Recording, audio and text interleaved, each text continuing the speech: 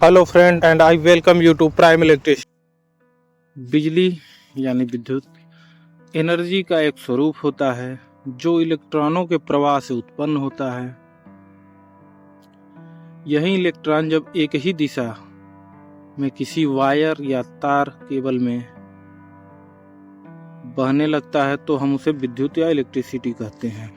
अब हम समझते हैं इलेक्ट्रॉन क्या होते हैं। हर वो वस्तु जो हमें अपनी आंखों से दिखाई देती है वो परमाणु या एटम से बनी होती है। परमाणु के अंदर 3 कण होते हैं, प्रोटॉन जिस पे पॉजिटिव चार्ज होता है, न्यूट्रॉन जिस पे कोई चार्ज नहीं होता है, और तीसरा इलेक्ट्रॉन जिस पर माइनस चार्ज होता है। ये इलेक्ट्रॉन परमाणु के चारों ओर घूमते रहते हैं और आसानी से एक जगह से दूसरे जगह जा सकते हैं। जब किसी स्रोत जैसे बैटरी या अल्टरनेटर जनरेटर से इलेक्ट्रॉनों को धक्का मिलता है तो वे तार या वायर केबल में बहने लगते हैं। बिजली या विद्युत 2 तरह के होते हैं।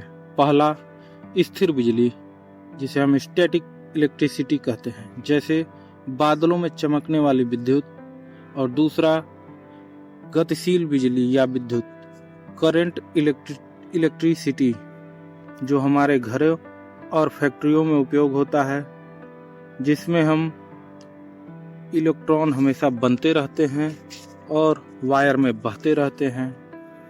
हम जिस बिजली या करंट इलेक्ट्रिसिटी का उपयोग करते हैं वे एसी करंट होते हैं जो बनती है रोटेट जनरेटर अल्टरनेटर से, जिससे 4 प्रमुख प्रकार से बनाया जाता है।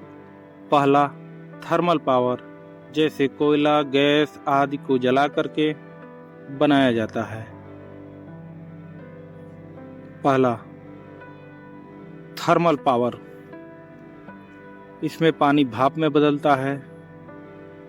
भाप टरबाइन को घुमाती है, टरबाइन रोटेट जनरेटर को घुमाता है और बिजली या विद्युत बनता है। दूसरा हाइड्रो पावर, इसमें पानी ऊंचाई से गिराया जाता है जैसे कि बांध से, जिसमें टरबाइन घूमती है, टरबाइन रोटेशन जनरेटर को घुमाती है और बिजली या विद्युत उत्पन्न होता है। तीसरा विंड पावर, पवन चक्की में हवा पंखों को घुमाती है, पंखे से जुड़ा शाफ्ट रोटेशन जनरेटर को घुमाता है और विद्युत उत्पन्न होती है।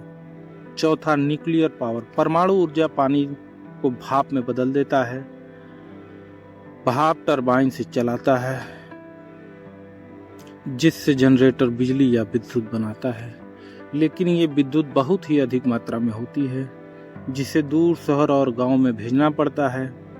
इसलिए पावर स्टेशन इसे ट्रांसफार्मर की सहायता से स्टेप अप यानी वोल्टेज को लाखों गुना तक बढ़ाकर छोटे छोटे पावर सब स्टेशन तक भेजा जाता है, जिससे फिर ट्रांसफार्मर की मदद से स्टेप डाउन यानी वोल्टेज को घटाकर 11,000 से 220 वोल्टेज तक किया जाता है, जो हमारे घरों तक आता है, जिससे हम पंखा, एसी, मोबाइल चार्जिंग आदि में प्रयोग करते हैं। अगर वीडियो उपयोगी लगे तो लाइक, शेयर और सब्सक्राइब करें, और कोई सवाल हो तो कमेंट में लिखें। मिलते हैं अगले वीडियो में।